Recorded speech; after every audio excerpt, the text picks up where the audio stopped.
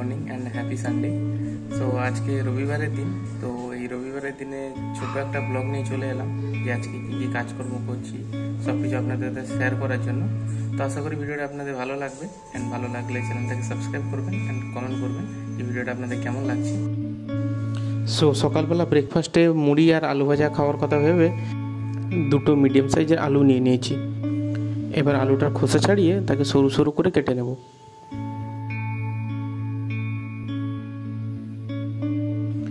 আমার আলু কাটা হয়ে গেছে, এবার ওটাকে ভালো করে আগে ওয়াশ করে নেব এবং জল ঝরার জন্য ওটাকে একটু পাশে 2 মিনিট মতো রেখে দেবো যাতে আলু থেকে সব জলগুলো ঝরে যায়। এবার একটা কড়াইতে 2 টেবিল স্পুন মতো সরিষার তেল দিয়ে দিয়েছি। এবার তেলটাকে কড়াই চারপাশে একটু ঘুরিয়ে নেব।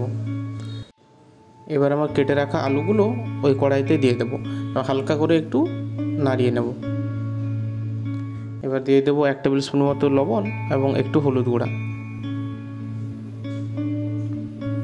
ভালো করে মিক্স করে ওটা ঢাকা দিয়ে আমি রেখে দেবো ওটাকে হালকা করে সিদ্ধ হওয়ার জন্য।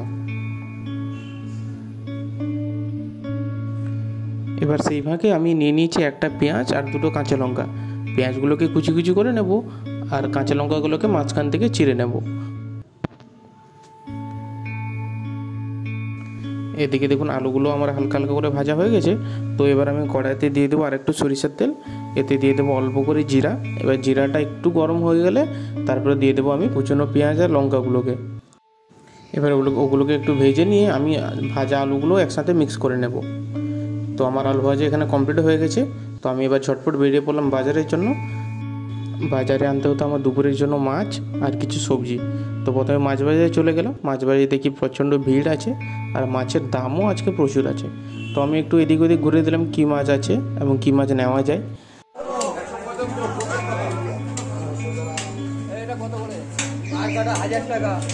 তো ঘুরে ঘুরে দেখলাম সেই কাতলা, ভেটকি, পমফ্রেট এই মাছগুলোই আছে। আমি একটু খুঁজছিলাম সমুদ্রের মাছ কিছু পেলাম না। তো শেষমেশ নিয়ে নিলাম কাটা রুই মাছ।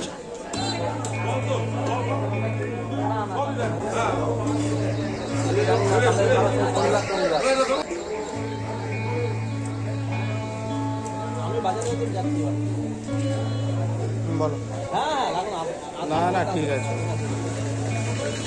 ঠিক আছে। তো এখানে আমি রুই মাছের লেজের দিকের অংশটা নিয়ে নিয়েছি। ওখানে দাদা লেজটাকে ভালো করে পরিষ্কার করে কেটে দিচ্ছে এবং মাছটাকে নিয়ে তারপরে আমি সোজা চলে আসবো আজকে বাড়ি। সবজি টবজি আর কিছু আনলাম না, আজকে প্রচণ্ড গরম হয়েছে। তো সে কারণে আমি মাছটাকে নিয়ে সোজা বাড়ি চলে এলাম।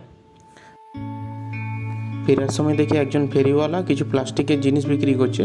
তো আমাকে একটা বালতি লাগতো, আমি দেখছিলাম, বাট ভালোভাবে পছন্দ হলো না বালতিটা। বাড়িতে প্লাস্টিকটা ভালো লাগছিল না বলে সেটা নিলাম না, দিয়ে বাড়িই চলে এলাম সোজা। তো এখন সকাল সকাল আমি চলে এসেছি মাছ নিয়ে। এখন মাছের বাজার আছে আমার কাছে, বাজারে গেলাম সকাল সকাল, রবিবারে বাজার।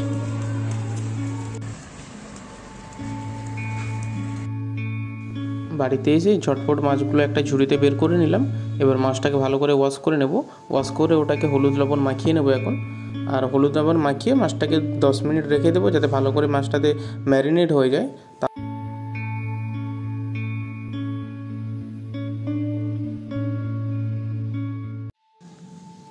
আমার স্ত্রীর ফরমাইশ ছিল যে মাছটাকে কাঁচা আম দিয়ে টক হবে। তো তার জন্য স্ত্রী কাঁচা আম কেটে ফেলেছে আর আমিও বাকি সব সরঞ্জামগুলো রেডি করে নিলাম।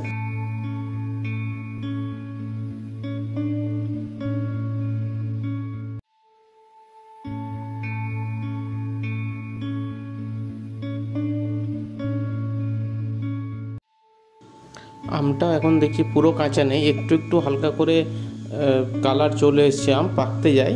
তবে আমটা দেখলাম একটু টক আছে ঠিকভাবেই। তো এই আমটাকে রান্না করে নিলাম। তো রান্নার জন্য প্রথমে কড়াইতে আমি তেল দিয়ে দিয়েছি। তেলটাকে একটু গরম করে নেব। এবার মাছটাকে আমি ভেজে নেব। মাছটাকে ভাজা হয়ে গেলে তারপরে আমি টকের প্রস্তুতি নিয়ে নেব।